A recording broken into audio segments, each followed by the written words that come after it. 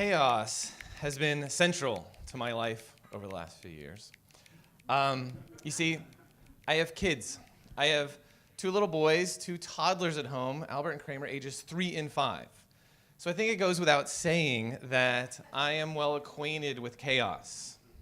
I think the fact that I'm here this morning on time, relatively unmarred by yogurt or Sharpies or boogers, is a small success in my relentless battle against chaos that is my home life.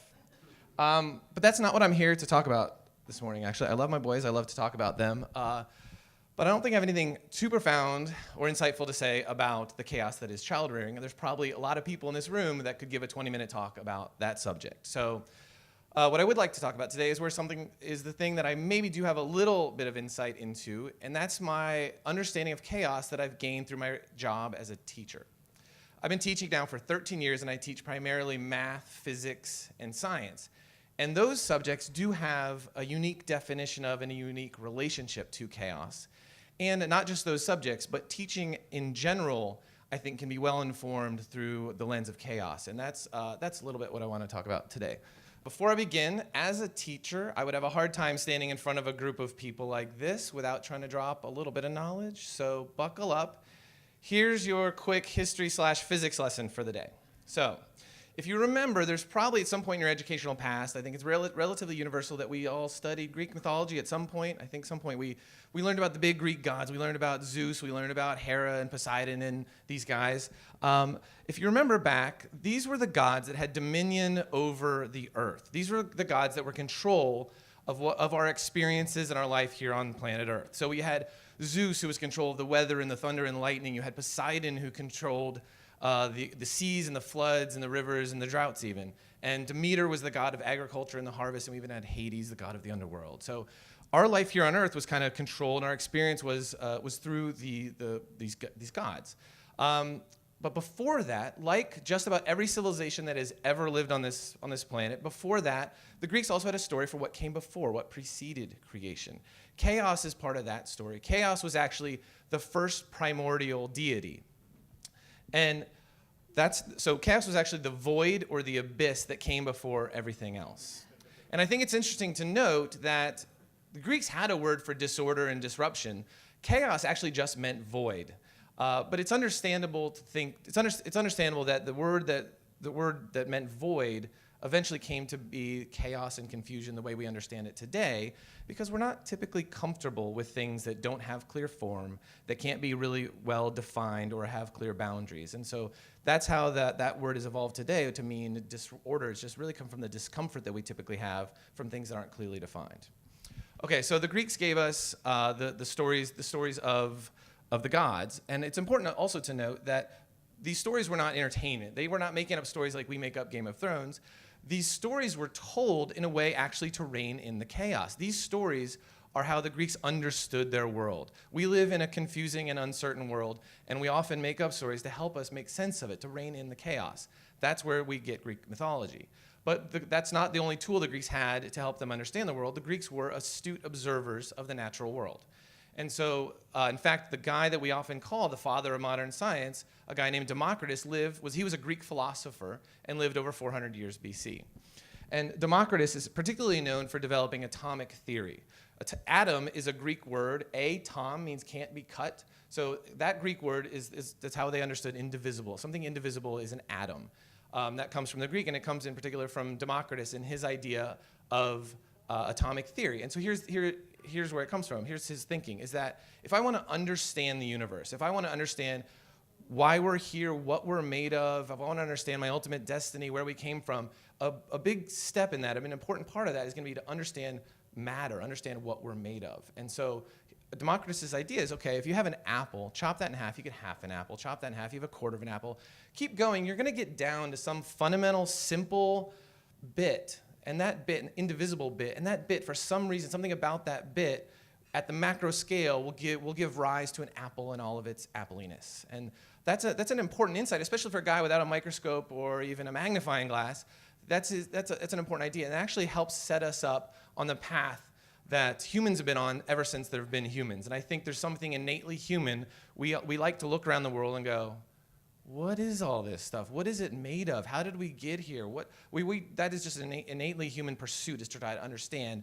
And I think the Greeks give us a pretty good contribution in that regard, and we kind of head off in that direction. So our species makes some progress in that pursuit over the next couple centuries, or the next couple millennia, and kind of fits and starts.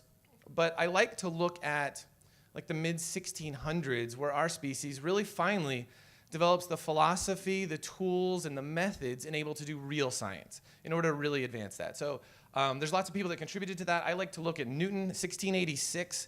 Newton comes out with his laws of motion. And you can understand Newton's publication of the laws of motion as him saying to the world, guys, guess what? I figured it out. If you want to know why the sun goes across the sky, if you want to know why an apple falls from the tree, it's not that apple has some kind of volition that wants to just be on the ground. It's not that there's a chariot tugging the sun across the sky. There are dependable, elegant, mathematical, universal, deterministic laws that govern life on Earth. And so that's a pretty big evolution in our understanding of the universe that Newton provides to us, and a couple of those things that are important to note. One is this effort toward determinism. And so what Newton is saying is that you want to understand this vast complexity of this universe, you want to understand what's going on, that there's these deterministic laws, that really what's going on is that we are a part of just this playing out of some grand set of initial conditions. That it's just, and eventually we will understand these initial conditions and understand the math that's causing them to unfold, and we'll really understand the universe. That's kind of what he's saying. And he's also making a claim toward universalism, meaning that there's not this divide between us mortals and the heavenly realms. Newton makes a big stride toward breaking down the barrier between the terrestrial and the celestial. That the same law that brought that apple down to the earth is the same force, the same laws that caused the moon to go around the earth and the earth to go around the sun. It's one big universe, and that's kind of a big claim that Newton is making at that time. So starting in the maybe mid-1600s, the train picks up speed. We really accelerate in our understanding of the universe. And we start just ticking off these seemingly mysterious phenomena. We eventually understand electricity. We understand magnetism. We understand light and optics. We start to develop our understanding of chemistry and biology. And if you're living in like the late 1800s, it's pretty reasonable that you're thinking, yeah, we're doing it. Go humans. We're going to figure this out. We're going to figure out all the keys to the universe. Eventually, we'll have all the mathematical laws. We will have uncovered everything. We're not just trying to maybe push chaos aside. We are going to eradicate chaos. We'll be masters of the universe once we have all the tools. And we'll be able to predict the future. And that's just kind of the path we're on. And it's understandable, maybe late 1800s, to have that thought that, okay, give us a couple more centuries, we're going to do it. Well, like 1920 or so, that train drives off the cliff. And here's what happens. We're on this path toward determinism. Everything is going great. And like I said, if you want to understand the universe, an important way to do that is to understand what we're made of. And so we're making a lot of progress in that regard. We eventually figure out we humans and all other organic things are made of cells. That's pretty awesome. So we find out that humans are made of these nice little simple building blocks called cells. Well, before long, we peer inside a cell, and we see that a cell is a whole city of complexity inside a cell. But we keep going. We improve our tools and our techniques, and we find that there's proteins inside the cells, and those proteins are molecules, and molecules are made of atoms. So actually, we do it. Hooray, good job. We finally, this millennia-long pursuit, we find an atom, an indivisible bit. Of course, that party doesn't last long. We eventually discover that an atom has substructure. So you might remember from chemistry class or something, an atom is a positively charged nucleus with electrons flying around. And so we eventually peer inside the nucleus. We find there's a proton and a neutron in there. And then we peer inside the proton, and actually this journey does reach its conclusion. We do find that fundamental bit of nature we've been pursuing for millennia. And we've done it, and it was in the it's been a long past, but I'll say 1920. And we find that fundamental bit, and here's where it gets crazy. Once this millennia-long path, once we find that fundamental bit, that bit is not a bit at all. When we get down to the fundamental level of nature, and we've done it, at the root level, at the fundamental level, we are not deterministic little billiard balls. We are spread out, probabilistic, chaotic, random, boundless waves. That's the fundamental nature. And we're still not really understanding it, so I don't know the extent to which it's made it into the textbooks. I don't think I remember hearing this in high school, but that's actually true. This is our current understanding of the universe, is that you and I are made up of spread out, probabilistic waves, not bits. And it's not because our tools aren't good enough, by the way. It's not because, we get a little better microscope or something like that.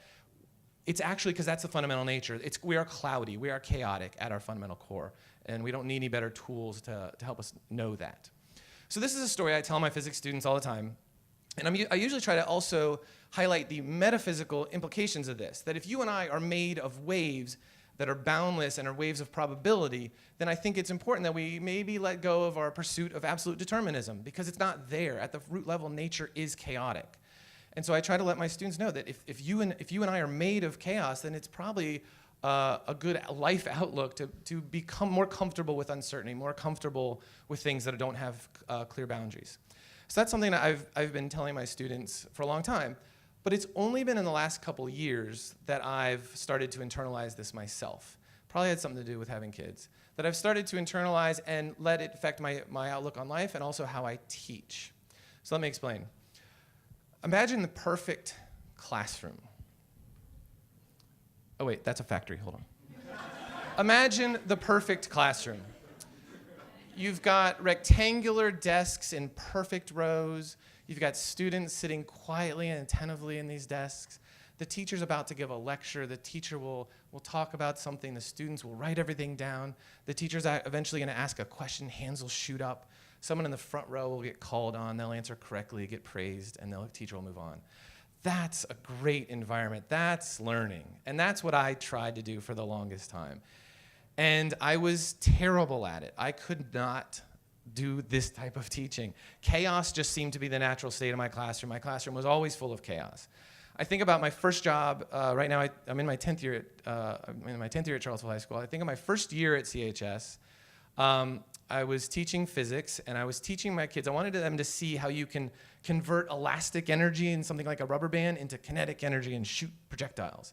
And you can make measurements and draw conclusions. I thought that'd be a fun lab. So here's what I wanted. I wanted them to each of my kids to have this little slingshot device. So I was gonna go home. I was gonna take a little plank of wood, put 2 nails in it, put a rubber band across, and then I had my kids shoot things across the room and draw conclusions.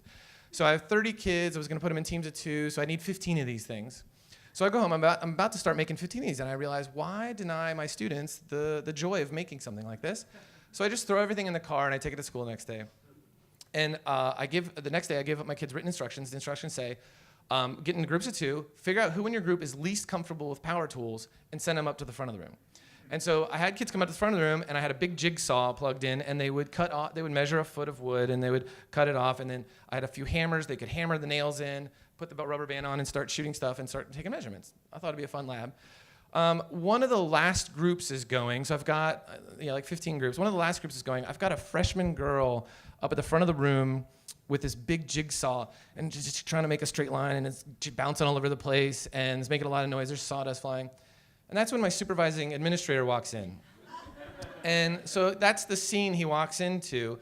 There's sawdust and noise, and there's power tools, and there's a couple groups still hammering their nails into the wood and probably some other things. And then the rest of the groups are shooting projectiles over. There's tape measures and meter sticks, and they're running around collecting data. And my supervising administrator takes some notes, leaves, and I get a stern letter in my mailbox the next day, and I'm not making this up. He used the word chaos. He said, "Shields, that was chaos. How can any learning happen in such an environment?" This is like my couple weeks into school. I'm absolutely mortified. I'm like, I'm gonna get fired.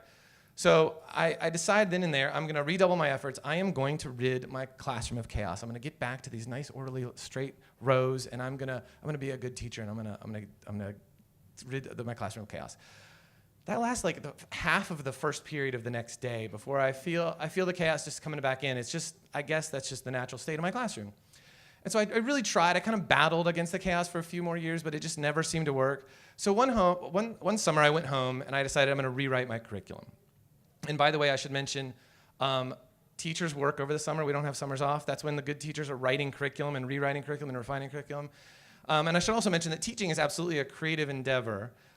Teachers create educational environments, they create educational experiences, and hopefully we're creating educated citizens. So I think you can include teachers in the list of creatives.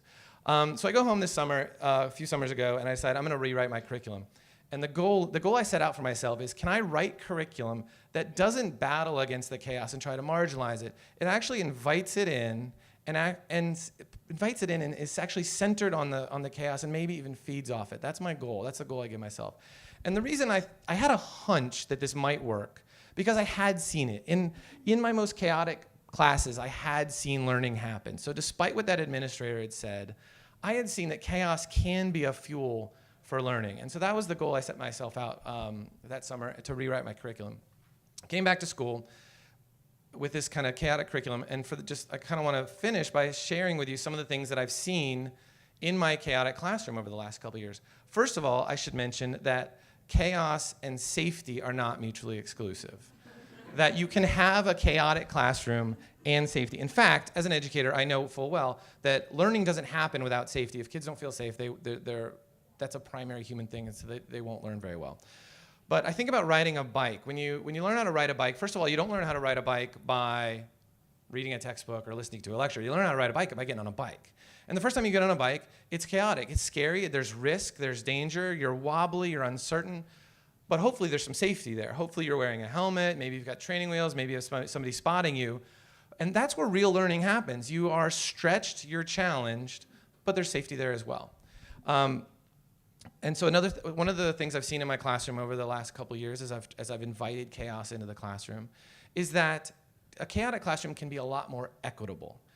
The lecture style form of the classroom it's like a one-size-fits-a-couple, if you're lucky, model of teaching. That if you stand up there and give a lecture, there might be a kid or two, that's definitely their preferred method of learning. They want to just write down notes all day long, and that's great.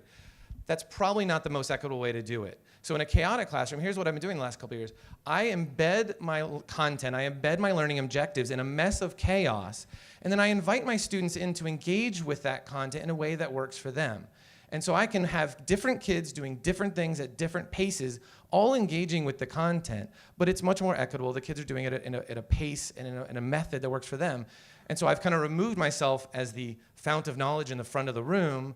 Instead, I'm more of a guide or a coach or a mentor. Sometimes I like to think of myself as a gardener. That's really just my role now, is to work alongside kids as they engage in this chaotic classroom. Something else I've seen increase in my chaotic classroom is creativity. If you think back to that slide of the kids sitting in desks, there's not a whole lot of creativity going on there. And you can have the most creative subject, I don't know, art, and strip it of all its creativity. You could lecture about famous artists all day long, and there's no creating happening in that classroom. You can take a class that is typically maybe less creative, like science, and it can be plenty creative. Again, if I take my content and embed it in some sort of mess of chaos, I can have my students demonstrate their mastery of that content in a way that works for them. So at the end of the year, a lot of classes, what you've created at the end of the year in a lot of classes is a stack of bubble sheets, and that's not really something you want to go home and put on the fridge. But in the classroom I've been trying to teach over the last couple of years, I have students demonstrating their mastery of content through some creative act. And we humans are creative beings. This is universal. I have not met a kid yet who doesn't want to make something. And so at the end of my year, what do I have to show for you've sat in my physics classroom for a year? It's not a bunch of bubble sheets, but it's projects and art and other forms of creation that the kids were excited about. And the last thing I've seen in my classroom over the last couple years, it's fun. It's fun to be in a chaotic environment. We humans actually enjoy autonomy and challenge. That's something that all humans enjoy. So again, think back to the kids sitting in rows listening to a lecture. That's not autonomy, and it's not challenging. I guess it's a little challenging to write down really fast, I guess. But humans really thrive and find enjoyment out of autonomy and challenge. That can also happen in a chaotic classroom. So when I have my kids, rather than sitting in desks listening to me talk all day long, when I have my kids engaging with the content and making things, there's obviously a lot of autonomy there. They get to choose how they interact with the content and how they demonstrate mastery. But also there's challenge there, and I find a lot of enjoyment. As a teacher also, by the way, it's a lot more fun to sit alongside my kids as they make stuff than it is to just talk at them all day long. Okay, so this is not something that I think just applies. I've got slides all day long. My wife's a photographer.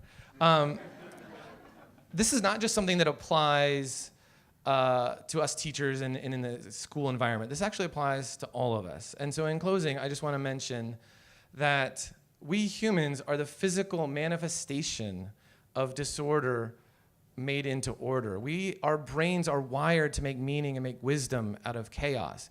So that's all of us. And so with that understanding, I think all of us probably need to let go of a little bit of the control that we strive for, let go of our desire for absolute determinism, and embrace the chaos. I think that all of us, if we want to get the most out of what this chaotic world has to teach us, we need to step in to uncertainty. We need to embrace risk. We need to embrace the ill-formed and the formless. We need to welcome the alien and the foreign, and we need to embrace chaos, because chaos is the raw material for learning. Thanks.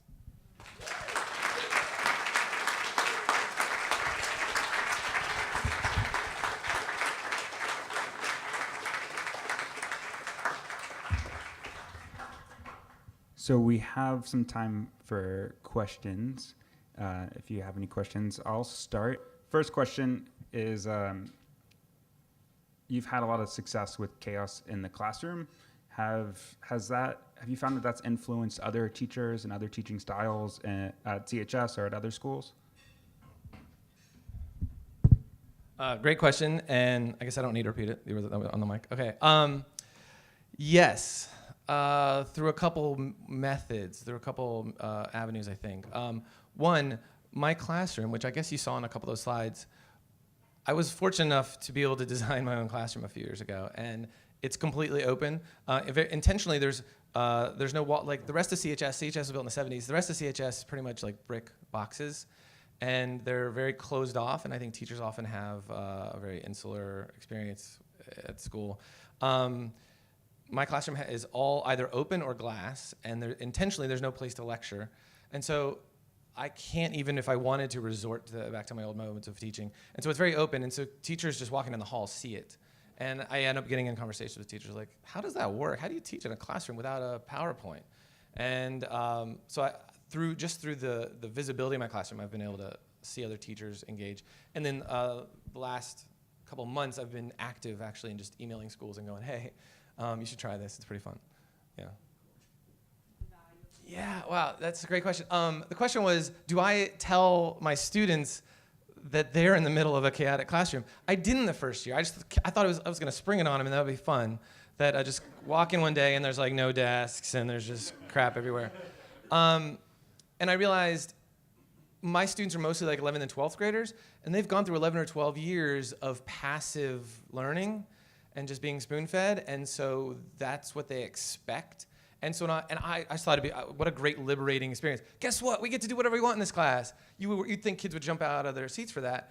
No, a lot of brains are just resistant to that. So the last couple of years I've had to be really intentional and going, okay guys, welcome to my classroom, and this is how it's gonna work this year. I'm actually gonna ask you to be responsible for some of your own learning. I'm not gonna spoon feed you things. I'm not gonna feed you the answers.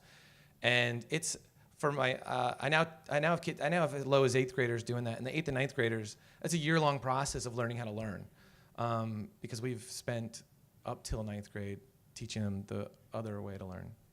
Yeah, good question. Yeah, and the question was, are my student-teacher relationships better? You know, there's a paradox. Yes, absolutely, they're better. I get to do that every day. I get to hear a kid go, yes. That doesn't happen in my older traditional type of classroom. If I was 100% honest, I would say I kind of miss the relationship I used to have with my kids as this just professor, and they respected me as a professor. But in order for this style of learning to work, I have to say to them a lot. I don't know.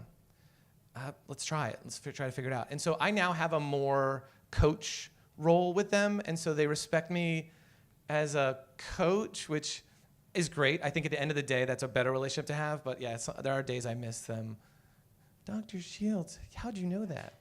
Because I read the Wikipedia page right before I lectured. That's all I know.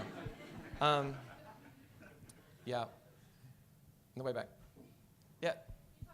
Oh, wow, great question. So there's the SOLs, the standard of learning that Virginia came up with, and you're probably well familiar with No Child Left Behind, and then the problems that have come along with high-stakes testing. So in this country right now, we are still under the influence of the desire to, I mean, I get this, to collect data from students and to test them. Is education working? We don't know yet. This big experiment called Can We Educate a Whole Country of almost 400 million people?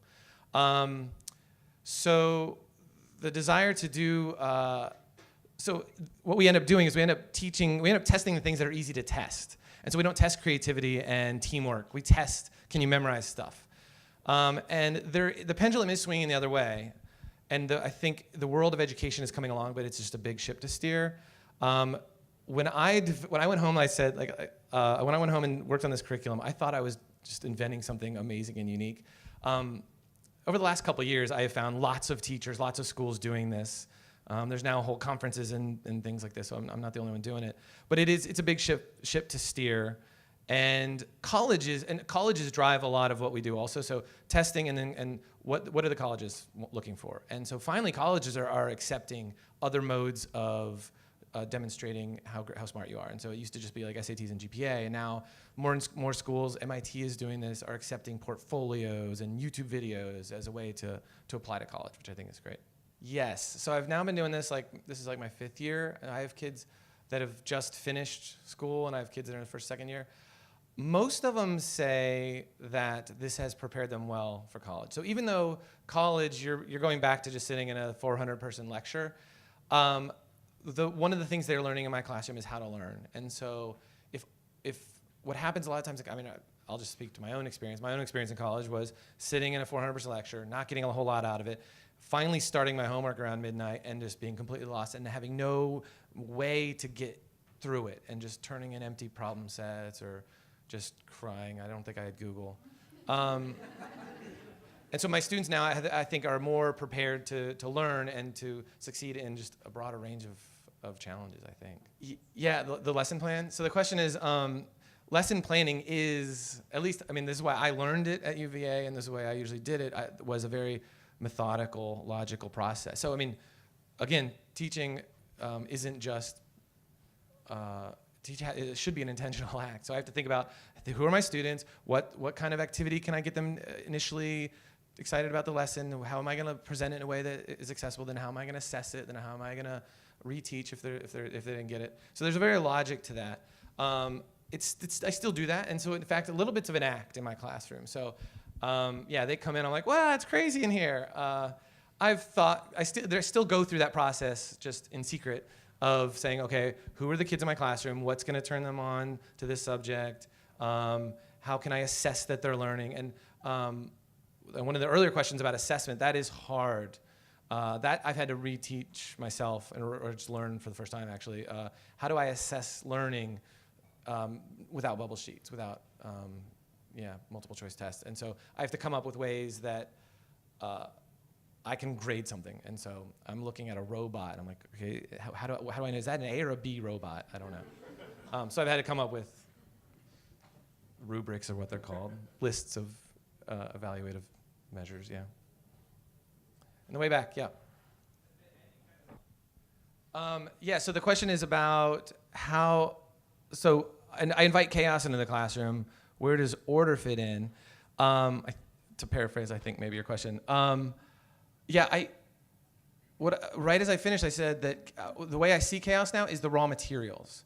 And so rather than invite my students into a room where I have already gotten rid of the chaos, here's a good example. I teach science. So my first years teaching science, what I would do is I would stay up all night doing the lab myself to get rid of all the errors that might show up. And so when the kids came in, I had this well-polished lab that they could just like push the cart down the hill, a number would come up, they could write it into a blank and get a grade.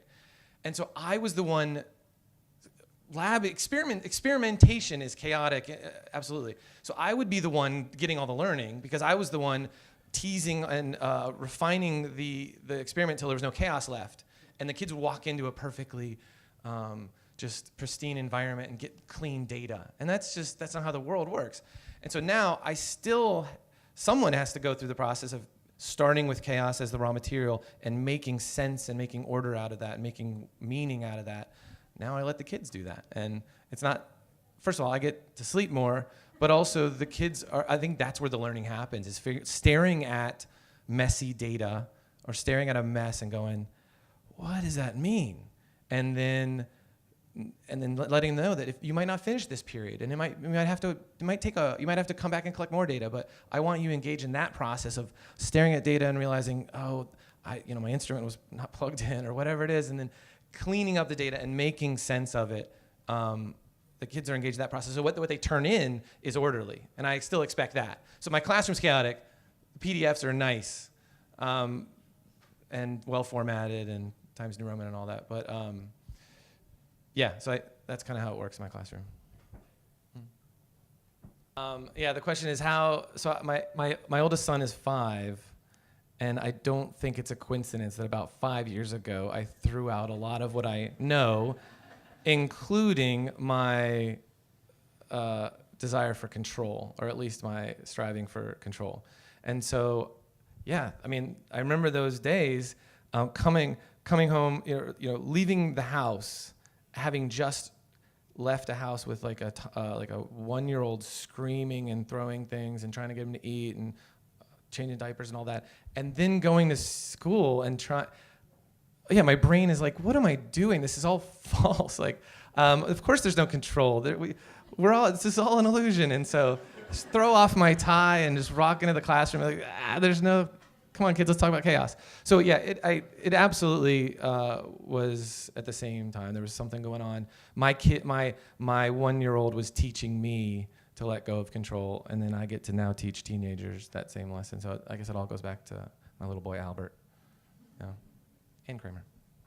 Awesome. Let's give Matt another round.